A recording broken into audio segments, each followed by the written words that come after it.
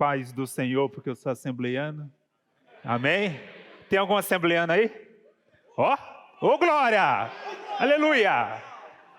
Vamos transformar os batistas hoje aqui. Os presbiterianos. Assembleiano é um batista que fala em línguas, né? Uma definição que certa vez eu ouvi e é verdadeira.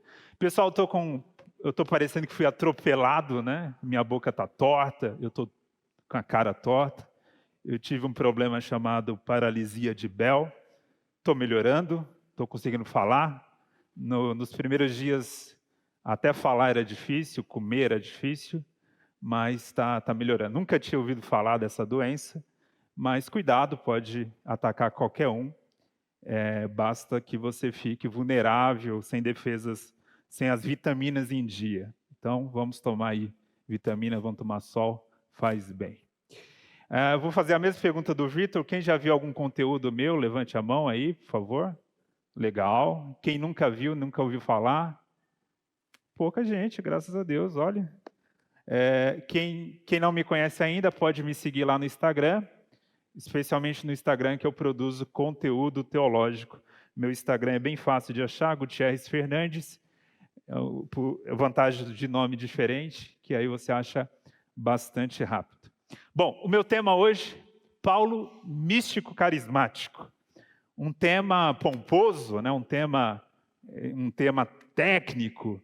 E aí eu pensei, caramba, eu vou falar antes do almoço, o pessoal vai estar com fome, depois de um presbiteriano falando, aí, assim, o pessoal vai estar... Não, foi maravilhosa a palestra do Vitor.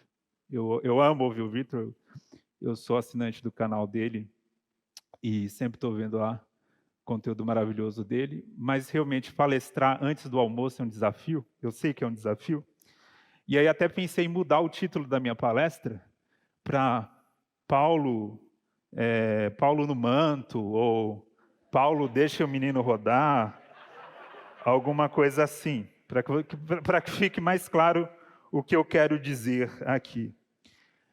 Mas uma nota técnica, talvez você seja um estudante de teologia, e quando você ouve a palavra Paulo e místico, você pensa numa obra do Albert Schweitzer.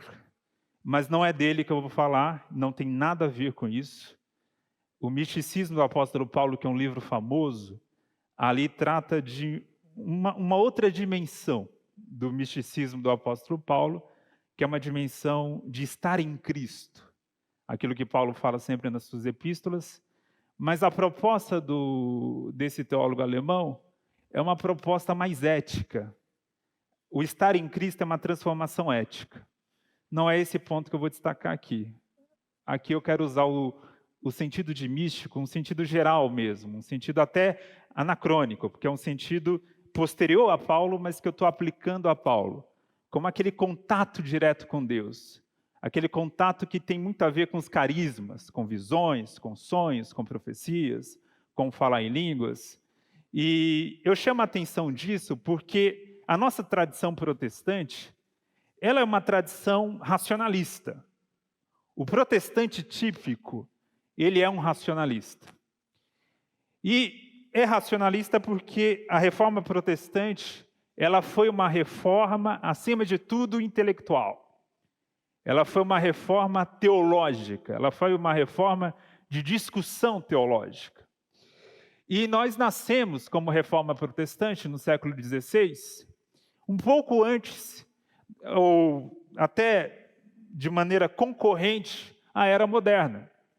E a Era Moderna é a Era da Razão. E o protestantismo, ele herda muito essa exaltação da razão. E com isso, muitas vezes o apóstolo Paulo, ele é apresentado como uma espécie de escolástico, como uma espécie de um grande erudito que só pensava em letras. É muito interessante que, na maioria das vezes que a gente fala em Paulo, a gente associa ele a uma mente muito grande, a um grande intelectual. E tudo isso é verdade. Paulo, de fato, é o maior teólogo da história, o maior teólogo cristão da história. A teologia do Novo Testamento depende, em grande parte, daquilo que Paulo nos lega através dos seus escritos. Inclusive, alguns escritos do apóstolo Paulo são até mais velhos, digamos assim, do que os próprios evangelhos.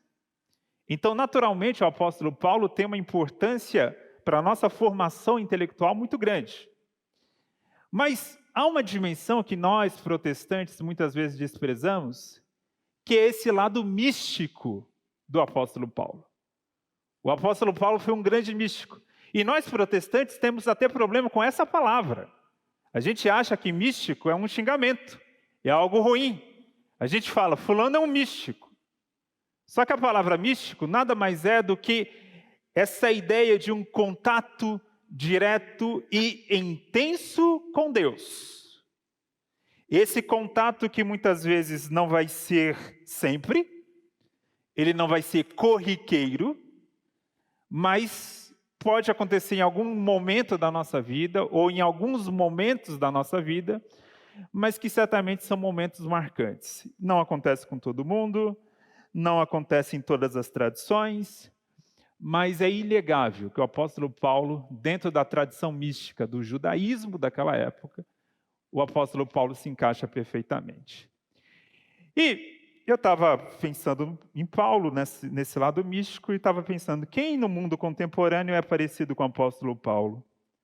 Aí eu passo aqui o slide, e não está passando o irmão da técnica. Não, passou demais agora. Sim. Pastora Nadir. Quem acompanha a pastora Nadir aqui, levante a mão. Quem é o terra seca que ainda não acompanha a pastora Nadir?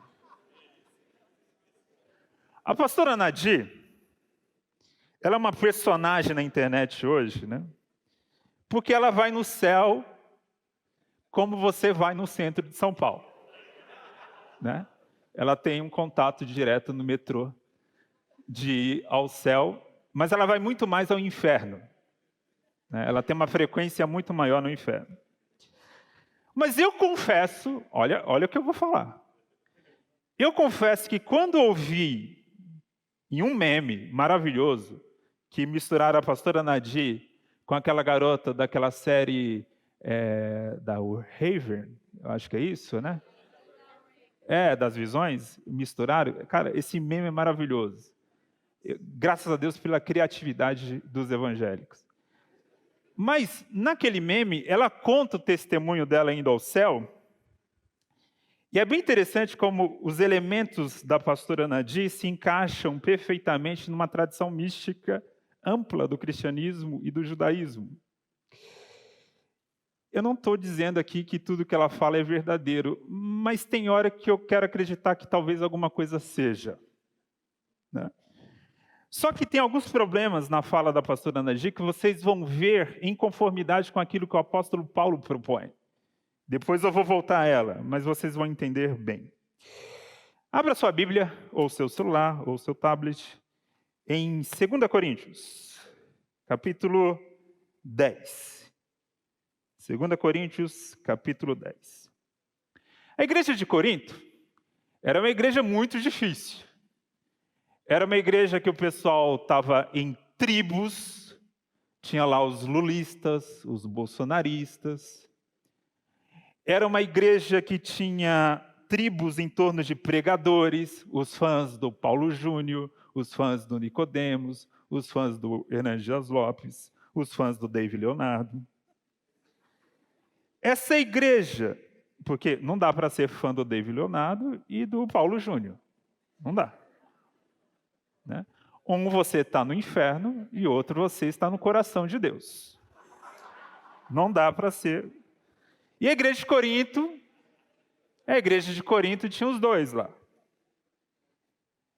A igreja de Corinto também era uma igreja, além dessas divisões, desses tribalismos, era uma igreja que o pessoal ia fazer uma festa antes da ceia.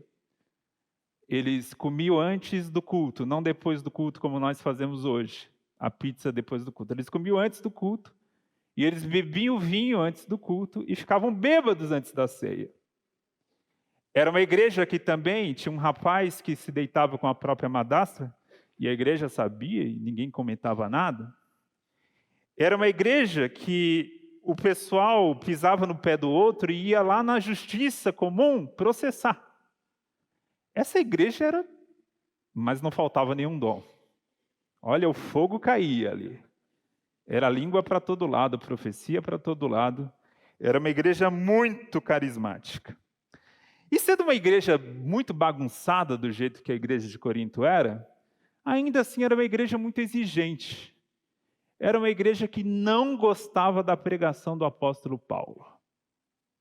Leia comigo, 2 Coríntios 10, 10. Olha o que Paulo fala. Alguns dizem, eu estou lendo na NAA, alguns dizem, as cartas são graves e fortes, mas a presença pessoal dele é fraca e a sua palavra é desprezível. Você imagina uma igreja que fala isso para o apóstolo Paulo. Paulo, olha, o seu texto é bom, viu? O seu texto, assim, a sua produção teológica é impressionante, mas a sua pregação é fraca e desprezível. Eu acho um consolo, porque às vezes tem muita gente que fala isso para você como pregador, né? Eu não gosto muito da sua pregação, não, dá sono. O apóstolo Paulo passou por isso também. E aí, Paulo ainda continua, capítulo 11 de 2 Coríntios. Ele está aqui no contexto de defesa. Ele fala no versículo 5. Porque suponho em nada ter sido inferior a esses superapóstolos. Porque os superapóstolos que havia na igreja de Corinto, eles valorizavam muito a oratória, a fala de excelência, porque eles estavam numa cultura greco-romana, em que a oratória era algo muito importante, e eles valorizavam isso, e Paulo não carregava isso na sua personalidade. Paulo não era um bom orador. Prova disso que em Atos, que quando ele está pregando, um rapaz dorme na janela e cai. Ele dava sono. E aí Paulo continua, versículo 6. E embora seja fraco no falar, ele reconhece. Embora seja fraco no falar, não sou no conhecimento. Em tudo e por todos os modos temos manifestado isso a vocês. Olha, eu reconheço aquilo que eu tenho. Deus me deu conhecimento e eu passo esse conhecimento a vocês. Mas, de fato, eu não sou um bom orador. De fato, eu não sou um orador impressionante. Na igreja de Corinto, esses superapóstolos estavam acusando o apóstolo Paulo de ser fraco. Ele não era um bom orador. Ele não era também um homem de grandes manifestações espirituais. E aí, essa acusação pesou no coração de Paulo, porque Paulo, de fato, ele não fazia propaganda do seu lado místico. Mas, em sua defesa, ele precisou abordar esse tema. E aí eu quero que você vá aqui comigo agora em 2 Coríntios 12. Passe mais um capítulo. E ele passa a falar das suas visões e revelações que ele teve. E ele começa o texto bíblico dizendo o seguinte: se é necessário que eu me glorie, ou seja, se é necessário que eu exalte aqui o meu legado, ainda que não seja conveniente, ou seja, Paulo está constrangido. Ele não queria fazer isso. Mas ele diz, olha, vou falar a respeito das visões e revelações do Senhor. Primeiro ponto aqui, olha que interessante. Ele diz, se é necessário que eu me glorie, ainda que não seja conveniente, vou falar a respeito das visões. Essa palavra grega, ela aparece apenas uma vez, em todos os escritos do apóstolo Paulo. Só que é interessante que essa mesma palavra vai aparecer várias vezes em Atos. Quando nós passamos aqui, eu não vou ler os textos, mas há visões em Atos relacionadas a Paulo na sua conversão, em Jerusalém, em Corinto, e também quando ele vê um homem macedônio.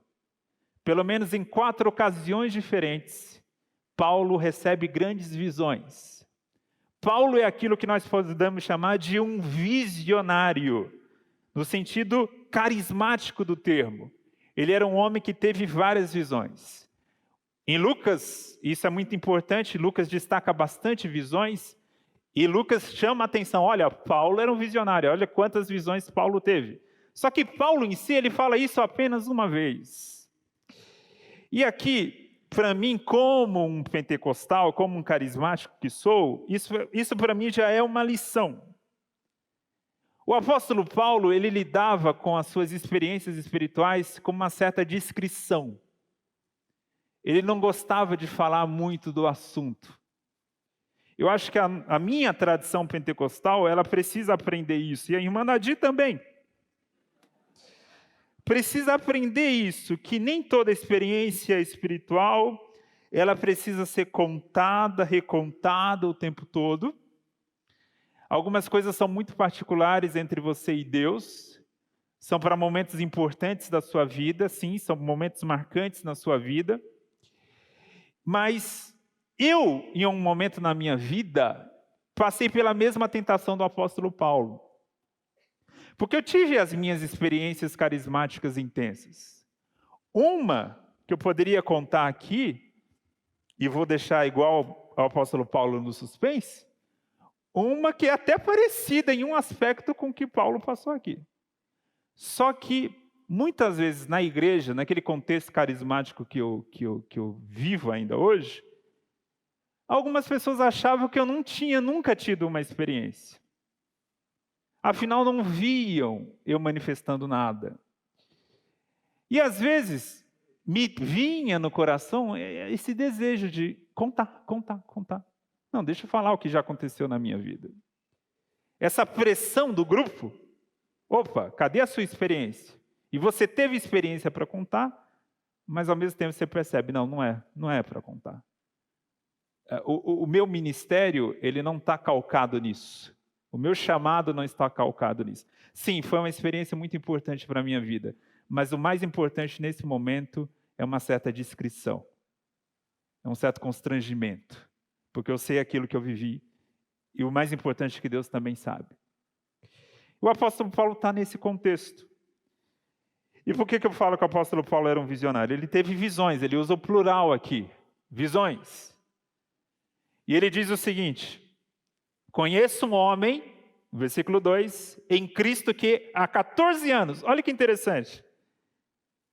Quem vive num sistema carismático que muitas vezes vive de testemunho em testemunho em testemunho, fica aquela impressão que você precisa contar um testemunho sempre novo. E o apóstolo Paulo remonta um testemunho de 14 anos antes. É um período certamente obscuro da história de Paulo, porque a gente não tem muitas informações desse período. A gente tem informações em Atos sobre a sua conversão, mas depois que ele vai para a Síria, ele passa um tempo ali, há um gap ali na história de Atos, que a gente não sabe muito bem o que acontece durante esse período. E é um período mais ou menos de 10 anos, um período longo.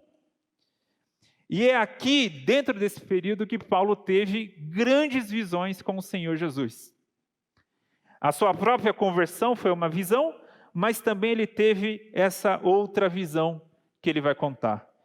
E olha que interessante, ele fala em terceira pessoa, né? Ele não fala em primeira pessoa. Ele diz, conheço um homem. A gente sabe que é ele. Mas aqui tem um ponto. É mais uma prova que Paulo era um místico. No misticismo judaico era muito comum, e na literatura apocalíptica também, era muito comum você usar a terceira pessoa, ou usar um personagem histórico importante, para falar da sua própria experiência. Para você não contar diretamente como algo seu, você terceirizava isso, ou colocando em terceira pessoa, ou colocando um outro personagem. É por isso que na história da literatura judaica, você vai ler lá, por exemplo, livro de Enoque, mas não foi Enoque. Né? Quarto Esdras, mas não foi Esdras. Apocalipse de Abraão, mas não foi Abraão. E por aí vai. Então, nesse sentido, é parte dessa experiência do misticismo judaico terceirizar, porque é uma forma de expressar humildade.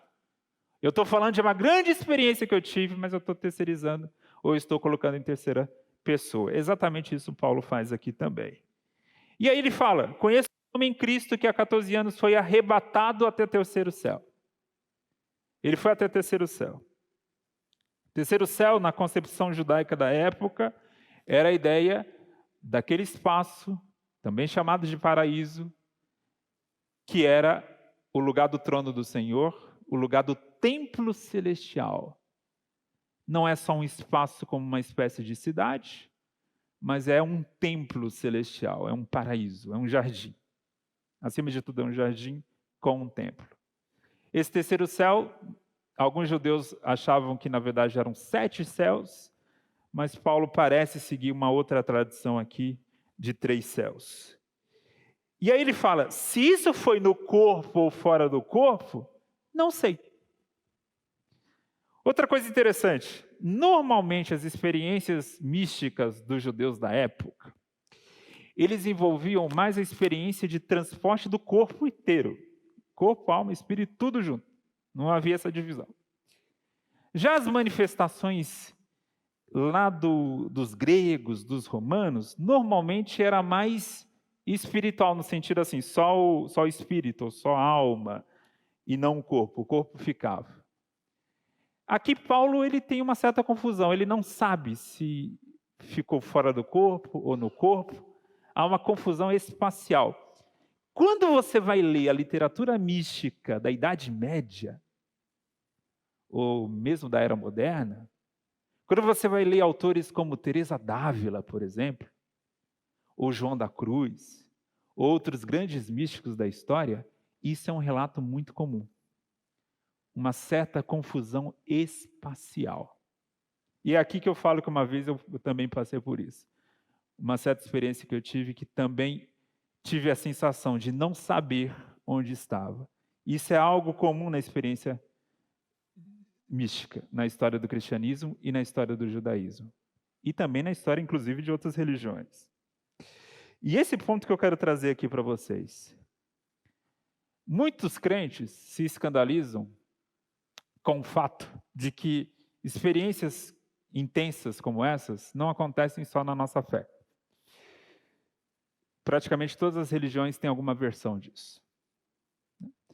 Só que o engraçado é que o apóstolo Paulo reconhece isso. Quando você lê a carta de 1 Coríntios, capítulo 12, alguém está jogando tigrinho essa hora? É pecado, hein? É pecado. A irmã Nadir está dizendo que é coisa de terra seca. Irmãos, em 1 Coríntios 12, o apóstolo Paulo ele fala o seguinte para os coríntios. O que vai, de maneira geral, legitimar a nossa experiência como algo válido ou não é a experiência em si, é a confissão de Jesus como Senhor. É como se Paulo falasse aos coríntios, olha, vocês conhecem experiências místicas. Vocês vieram dos cultos gregos, vocês vieram dos cultos romanos, vocês conhecem o êxtase, vocês conhecem o transe, vocês conhecem tudo isso. A diferença é que aqui no cristianismo vocês vão ter êxtase, mas esse êxtase vai levar vocês a confessar Jesus como Senhor. Vai levar vocês a exaltar Jesus como Senhor. O que traz como critério de algo legítimo na Bíblia, sobre uma experiência carismática, sobre uma experiência de êxtase, não é a intensidade do êxtase, não é o quanto que o menino roda ou deixa de rodar, mas sim se aquela experiência está me levando a amar mais a Jesus, a confessar mais a Jesus como Senhor, a colocar Jesus como centro da minha existência, da minha vida e da minha teologia. É isso que vai determinar se a minha experiência é legítima ou não é legítima. E é isso que Paulo quer trazer também aqui aos coríntios. Ele vai ao céu, arrebatado, e ele tem esse encontro com Jesus. E ele diz, versículo 3, eu sei que esse homem, se no corpo ou sem o corpo, não sei, Deus o sabe, foi arrebatado ao paraíso E ele fala, e ouviu palavras indizíveis, que homem nenhum tem permissão de falar. Então, passando aqui mais um slide. Está travando aqui de novo. Vamos lá? Bora. Agora foi. Mais um. Ok. Então, eu falei da palavra êxtase aqui, né? Só esclarecendo para vocês, existe uma diferença técnica entre êxtase e transe. Tá? O êxtase, algo que o cristianismo tem, e o transe, algo que o cristianismo não deveria ter. O êxtase e o transe, quando você olha, parece a mesma coisa. Exatamente a mesma coisa. Quando você olha de fora, a estética é exatamente a mesma. Por isso que religiões pagãs e cristianismo, quando entram nessa questão aqui, são bem parecidos. Mas qual é a diferença do êxtase e do transe? O êxtase produz memória. O transe não. O transe não produz memória. O êxtase não nega a razão. O êxtase não sai do controle. O êxtase tem hora de parar. E você tem controle sobre o parar. O transe não.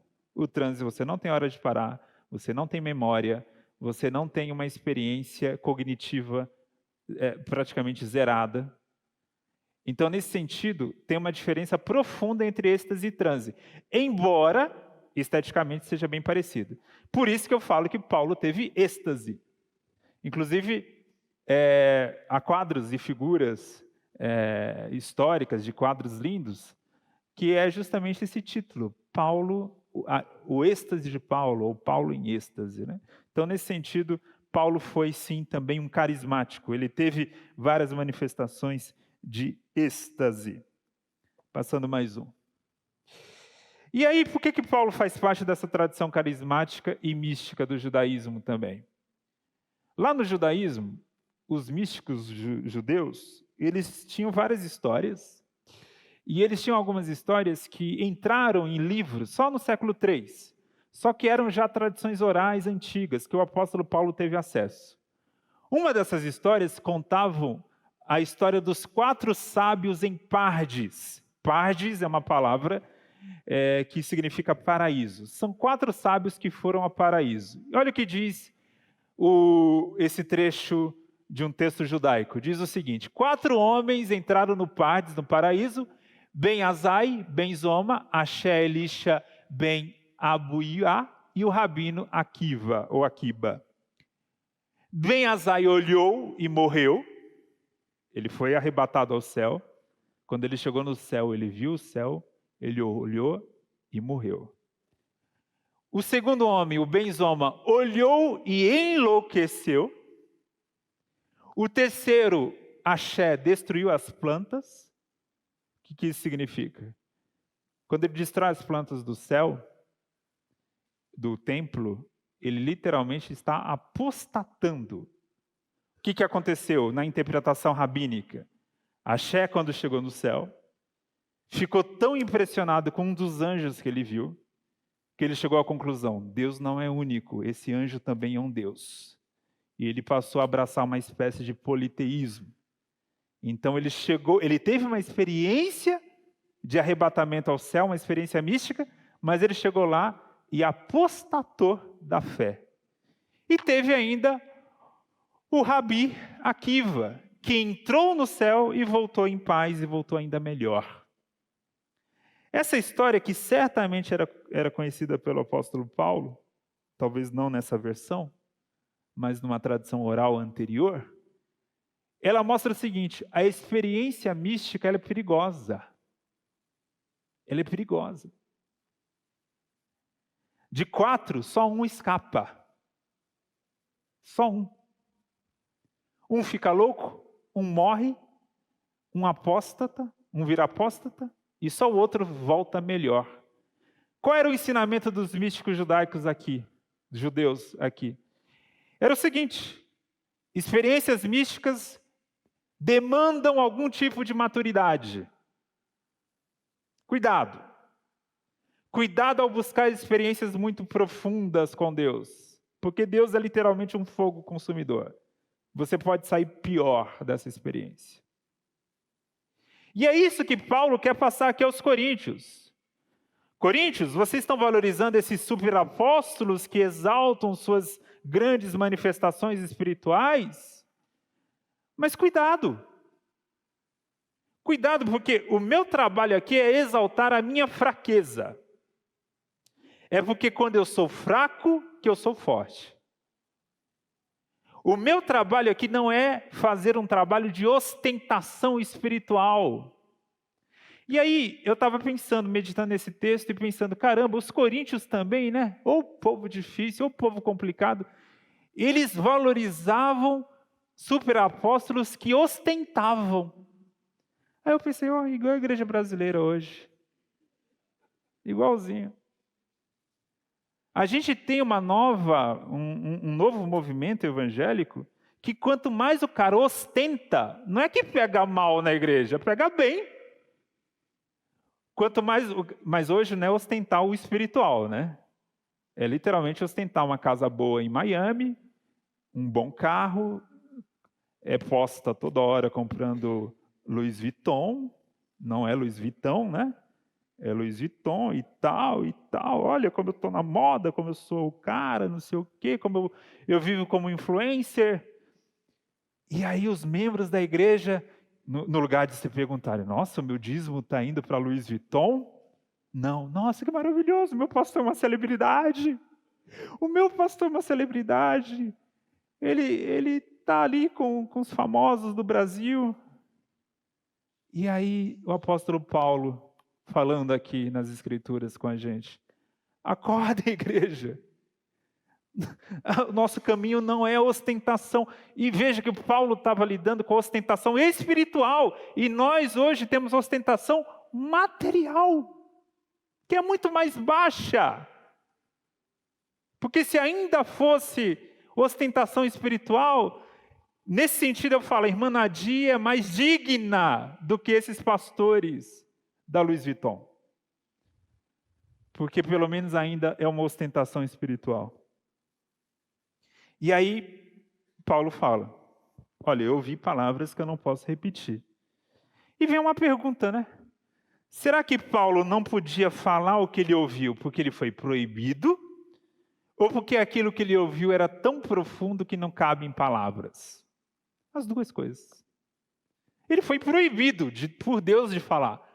Fui arrebatado ao paraíso, ouvi palavras indizíveis, a minha boca, algumas palavras ainda não saem, que homem nenhum tem permissão para repetir. Homem nenhum tem permissão para repetir. Tem coisa que Deus me passou que eu não posso falar. Que anticlímax, hein, Paulo? Você vai contar a experiência e no fundo você não fala nada. Não é? Falou, não falou nada. O apóstolo Paulo também, né? Mas aqui é o seguinte, o que Paulo quer passar para a gente também? Uma certa teologia negativa. Talvez você já tenha ouvido esse termo. Deus é muito grande, sublime, santo, maravilhoso. As nossas palavras não dão conta de Deus. E quando você tem uma experiência como Paulo teve, uma experiência como essa, ela é sempre indescritível. Ela é sempre limitada na sua descrição. Por quê? Porque você não consegue reproduzir em palavras essa experiência tão maravilhosa. E o apóstolo Paulo, obrigado. E o apóstolo Paulo teve essa experiência. E olha que interessante. Porque que ele é também um místico. No judaísmo da época, volto a repetir, na literatura mística judaica da época de Paulo. Literatura essa que ele lia, ou tradições orais que ele ouvia.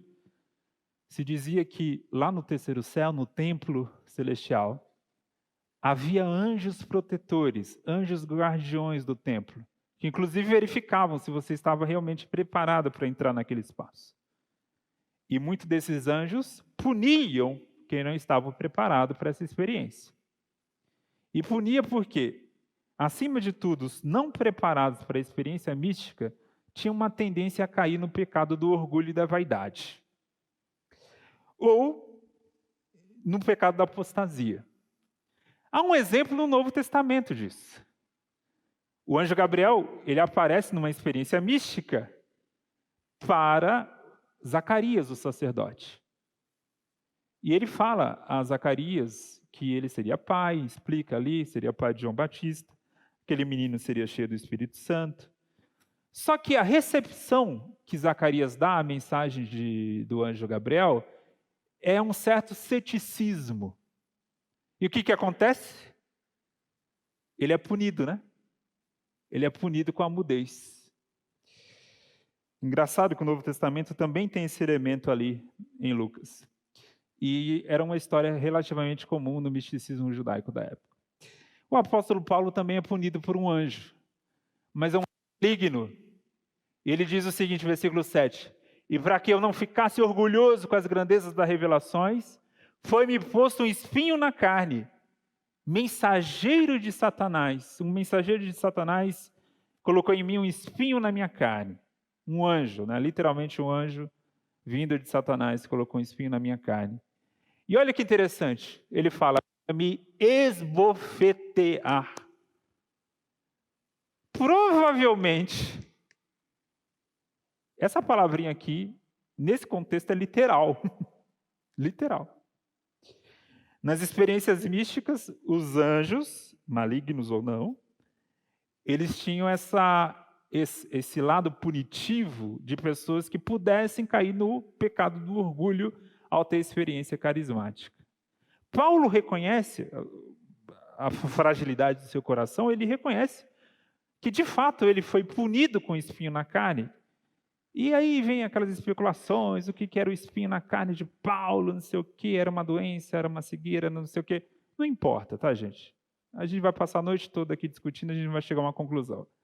Mas fato é que havia algo em Paulo, possivelmente uma doença física, que o incomodava bastante, e que ele via ali como esse espinho na carne colocado por um anjo maligno, para que ele não se exaltasse. Paulo reconhece que até ele poderia ter caído na tentação de se exaltar com as suas grandes experiências espirituais. Né? E aí, por que eu estou falando tudo isso? Eu estou falando tudo isso o seguinte, eu vi que tem bastante pentecostal aqui, né? Não deram um glória, tudo Nutella. Nutella. Pentecostal que não faz barulho, está com defeito de fabricação, já dizia Santo Agostinho. Então, você tem aqui a nossa tradição, a evangélica de maneira geral, porque o evangélico é carismático. O brasileiro é carismático, o brasileiro é místico. O brasileiro acredita em energia, em um monte de coisa. Acredita, né, que chinelo virado mata mãe. Né? O brasileiro é um povo crédulo. A gente gosta de acreditar. Né? Pior que agora acredita até em político também. É um negócio assim... A coisa está piorando. Pelo menos antigamente a gente era cético com a política. Agora não. Até isso está piorando. E nós brasileiros, a gente gosta do espetacular, né? A gente gosta do show. E o misticismo, ele tem esse lado do espetáculo. Volto a repetir, que não é ilegítimo, mas é perigoso. Ninguém pode viver empolgado o tempo todo. Tem tempo para tudo. Tem tempo para ser arrebatado ao céu, mas tem tempo de parecer que está no Sheol. Só parecer, não precisa ir lá, com a irmã Nadir. Tem tempo para tudo. Essa é uma lição que eu vejo muito aqui em Paulo. Ele está dizendo, olha, a minha força não são essas experiências, essas visões que eu tive. Tudo isso foi maravilhoso. Foi aí que eu tive encontro com Jesus. Foi aí que Jesus me comissionou para ser apóstolo. Foi aí que Jesus falou coisas maravilhosas que eu não posso nem repetir. Assim como Daniel ouviu coisas maravilhosas que ele precisou selar. Assim como na tradição apocalíptica há os selos de uma mensagem fechada, o apóstolo Paulo também recebe essa mensagem fechada. Mas Paulo está ali falando, mas cuidado, cuidado. Isso é perigoso, é fogo, é energia. Energia você deve lidar com bastante cuidado. O nosso contexto evangélico brasileiro hoje é que essa nossa empolgação, essa nossa celebração, como eu já falei, ela é mais hoje material do que espiritual. A gente se orgulha do tamanho das nossas igrejas, das estruturas, do som, da música. Ser evangélico hoje deixou de ser algo estranho, virou moda. A maioria dos influenciadores hoje são evangélicos. Batismo no Rio Jordão e tudo. Assim, a gente vive um país evangélico. O Brasil hoje é um país evangélico, basicamente. E temos que ter muito cuidado com essa autoexaltação o tempo todo, porque esse era o espírito dos superapóstolos da igreja de Corinto. Mas não era o espírito do apóstolo Paulo. Carismático ele era, místico ele era, mas ele não era ostentador. Por quê? Porque quando Paulo vai falar dos dons espirituais, a palavra-chave que ele usa é a palavra edificação. E a edificação é sempre coletiva. Ela nunca é meramente individual. O apóstolo Paulo sempre está pensando aqui na coletividade. De qual maneira que eu vou usar o meu dom para servir a minha comunidade? E nós temos maneiras diversas de servir a comunidade.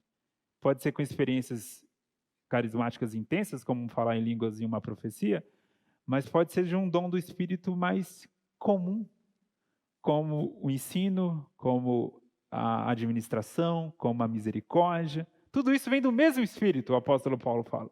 Vem do mesmo Espírito. A Bíblia não faz divisão entre dons espirituais e dons de serviço. Tudo é dom do Espírito. Tudo é dom do Espírito. Então, onde eu estiver servindo, que eu sirva com excelência, mas, acima de tudo, com espírito comunitário. É isso que vai exaltar, é isso que vai evitar que eu me exalte. Que eu me exalte. Quando eu reconheço que Deus me deu algo, mas que deu algo diferente para o meu irmão, e que esse algo diferente é complementar aquilo que eu recebi. É maravilhoso e libertador eu entender que eu não sou o Vitor Fontana, que eu não sou o Cacau Marques, que eu não sou o Rodrigo Bibo. Cada um tem um ministério diferente, um jeito diferente de ser. É maravilhoso, mas é complementar. Eu sou edificado ouvindo cada um deles, vocês também. E certamente, por que eu sou edificado? Porque eles me dão algo que eu não tenho. Eu não paro para ouvir o Cacau Marques falar de teologia pentecostal, né, Cacau? Porque ele não fala desse assunto. Mas aquelas conversas pastorais dele com o Bibo, ontem mesmo estava vendo o último vídeo, o Cacau explodiu minha cabeça ontem com aquele papo da pregação. O coração pastoral que ele tem, que eu não tenho. Eu não tenho coração pastoral. Se você vier contar um problema para mim, eu vou dizer só que é complicado. Eu não tenho. O Cacau vai te dar conselho, vai falar um monte de coisa. E eu só vou falar que é complicado. Querendo que você... acaba logo de falar, por favor. Né? E aí? Mas é maravilhoso você também entender isso, que você tem um dom. Todos aqui têm um dom. Não para ostentar. Não para dizer que é super isso ou super aquilo. Mas é para edificar o corpo de maneira geral. Amém, gente? Amém. Vou encerrar até antes dos 40, porque estou com fome também. Mas deixa eu falar o seguinte. Só uma propaganda do meu livro, né? Ó, tá lindo, hein? Vou te dar um motivo para comprar esse livro. 2. A palestra de hoje está aqui. Está aqui no livro. Um capítulo é o capítulo 6, que é o Espírito em Paulo. Outro motivo, eu vou casar em agosto, preciso pagar a minha lua de mel. Por favor, me ajude. Muito bom! Palmas!